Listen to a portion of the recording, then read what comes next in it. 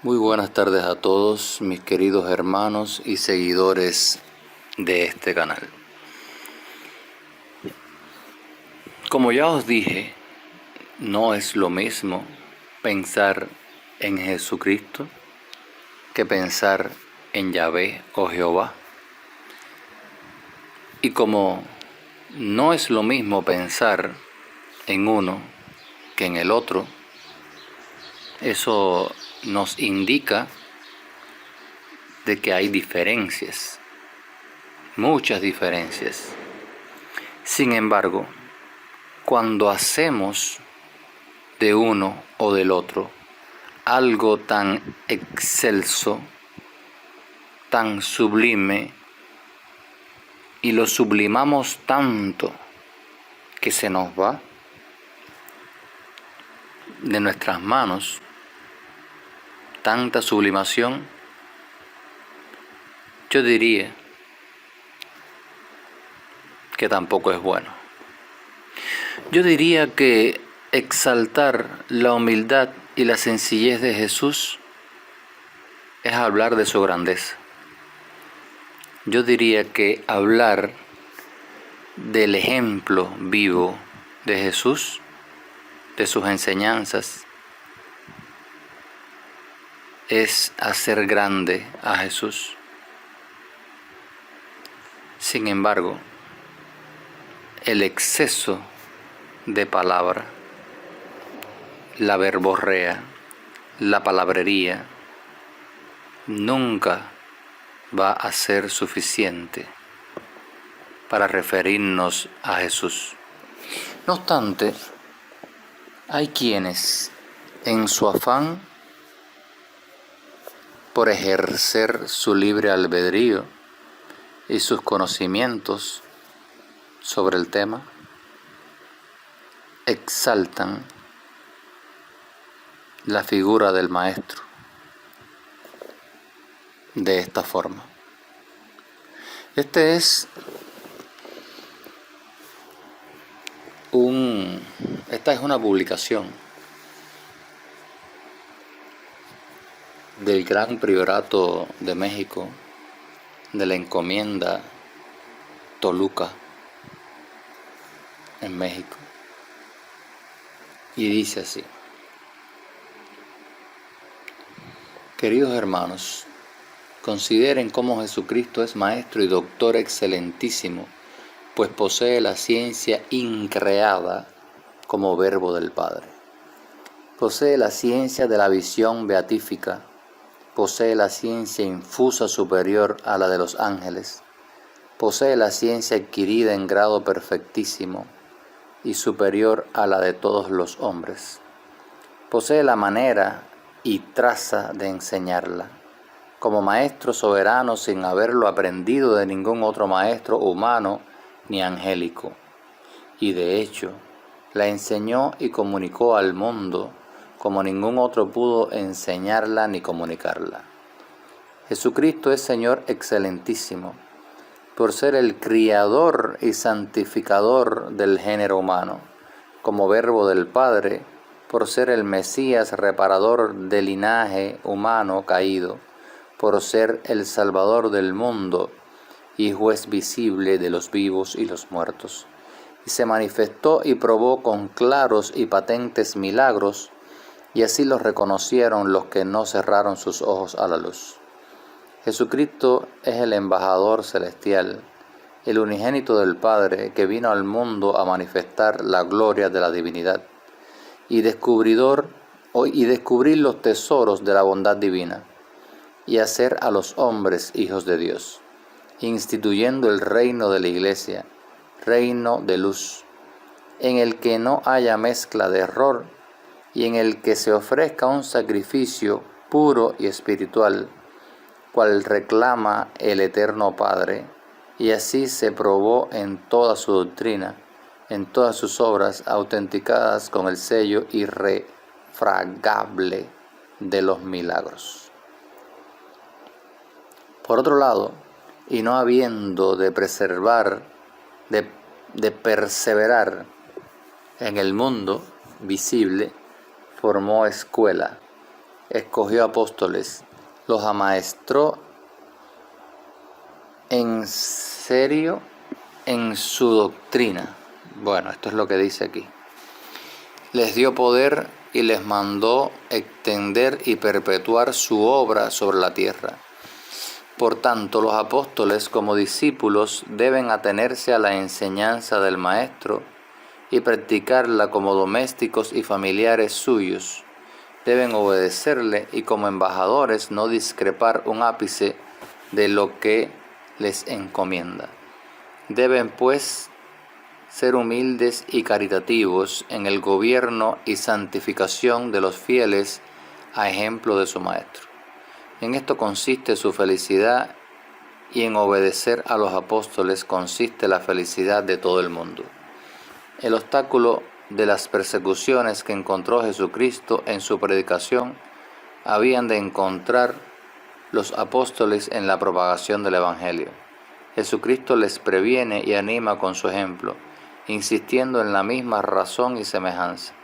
Acordaos de la palabra que os dije, no es el siervo mayor que su Señor. Si a mí me persiguieron, también a vosotros os perseguirán. Si guardaron mi palabra, también guardarán la vuestra. Y seréis aborrecidos de todos por causa de mi nombre. Pero el que persevere hasta el fin, ese será salvo. Sin dudas, una publicación que habla por sí misma de nuestro Señor Jesucristo, del impacto que tuvo en la humanidad, no solo de su tiempo, sino de nuestro tiempo. Y digo impacto que tuvo en la humanidad de su tiempo porque, a pesar de que muchos no lo aceptaron, hubo quienes sí lo hicieron. Porque a pesar de que Pedro lo negó 3 veces, hubo quienes jamás lo negaron. Y esto es bueno que se tenga en cuenta, que se interiorice, que se profundice, que se analice la figura de Jesús sin que por ello haya que sublimarlo tanto o cubrirlo con tantas palabras rebuscadas, porque para hablar de Jesús no hace falta doctorado ni maestría. Sencillamente hay que conocer a Jesús, hay que sentirlo, hay que llevarlo consigo mismo, sentirlo como un hermano, como un maestro, como la persona humilde que fue y que ayudó a todo el que pudo, incluso enseñando que la violencia es nociva, incluso enseñando que aquella mujer pecadora no merecía la muerte, sino el perdón y una segunda oportunidad.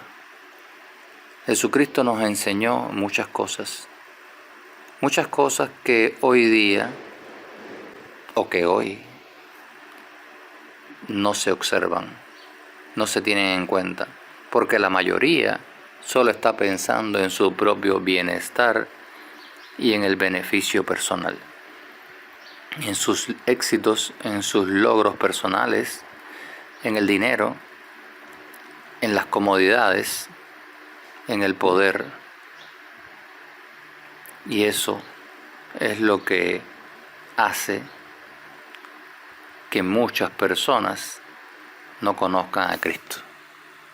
Y eso es lo que hace que los templarios de este siglo tengan que enseñarle a las personas quién es Jesús, quién es el Maestro. Pero claro que vamos a encontrar piedras en el camino. No es un camino fácil, al contrario, muchos se rehúsan a conocer a Jesús. Pero no se trata de que los rechacen a Él, no, sino a los miles de llamados cristianos que lo traen en sus labios para vivir a costa de una apariencia, para vivir a costa de una predicación, cuando sus acciones cotidianas distan mucho de ser lo que fue Jesús. Y no es mi deseo, no es mi objetivo, no es mi afán arremeter contra ellos, sino a hacerles un llamado a la reflexión, para que entiendan que la fe sin obras no sirve, para que entiendan que la palabra sin hechos, sin acciones, no sirve, para que entiendan de una buena vez que toda esa fachada se cae y al final se muestra a la persona tal cual es. Aunque se vista por momentos de cura, de sacerdote, de pastor, de obispo, de cardenal, cuando se cae toda esa fachada, se verá quién es la persona realmente. Por eso el dicho, el hábito no hace al monje. Aunque el hábito sea muy vistoso, aunque la capa del templario sea muy hermosa, lo que hay dentro, la calidad humana de esa persona, es la que dice realmente quién es y quién no. Un pobre caballero de Cristo, un seguidor de Cristo, un verdadero cristiano. Y no es cristiano aquel que anda por la calle o por el mundo diciendo yo soy cristiano, yo sigo a Cristo. No, son sus hechos, sus acciones, más que sus palabras, las que dicen esto. Pueden vestirse como quieran hacerlo, no es suficiente. Hago un llamado a la reflexión, no solo para aquellos que se hacen llamar cristianos, sino para quienes visten el hábito blanco de la orden del templo. Y voy a referirme también a un acontecimiento, a un hecho que ya sucedió, que ya se habló de eso en este canal, en un audio titulado El síndrome de los grandes. Y voy a referirme a esa manía de seguir usando el adjetivo gran delante del cargo que ocupan los hermanos de las organizaciones templarias en este siglo. Resulta, porque me acabo de enterar hoy, que no solo el síndrome había llegado a los grandes oficiales, sino también a los sargentos, y hoy me encontré una publicación de un gran sargento mayor. ¿Hasta cuándo y hasta dónde? Si los primeros templarios resucitaran, no sé qué pensarían, no sé qué dirían de todos esos grandes oficiales, grandes sargentos, grandes caballeros y grandes oficiales de honor, cuando el más grande de todos siempre fue Jesús, y nunca hizo gala ni ostentación de títulos, ni cargos, ni joyas, ni riquezas, ni ropajes. Y todavía, y aún, continúan estas personas haciendo esa ostentación de todos esos títulos de todos esos adjetivos y no acaban de aprender que aquello que te hace más grande, más excelso, más sublime, transita por la humildad, por la sencillez y muchas veces por el hecho de pasar desapercibido ante los demás. Hoy compartimos esta charla en este canal, compartimos con ustedes nuestros criterios, nuestros pensamientos, hablamos en voz alta lo que pensamos y los exhortamos a dejarnos sus opiniones en los comentarios. ¿Hasta cuándo las divisiones? ¿Hasta cuándo los cargos con grandes delante? ¿Hasta cuándo el síndrome de grandeza, ese afán por recibir títulos y honores excelsos, elevados, sublimes? ¿Por qué no acaban de aprender de Jesús? Tanto que hablan de Jesús, tanto que lo mencionan y tanto que se deshacen en halagos hacia Jesús. ¿Por qué no lo demuestran? ¿Por qué no acaban de entenderlo de una vez por todas? ¿Por qué sencillamente cuando hablas de Jesús o sobre Jesús, por qué sencillamente no dices: soy un pobre caballero de Cristo o un pobre compañero de Cristo?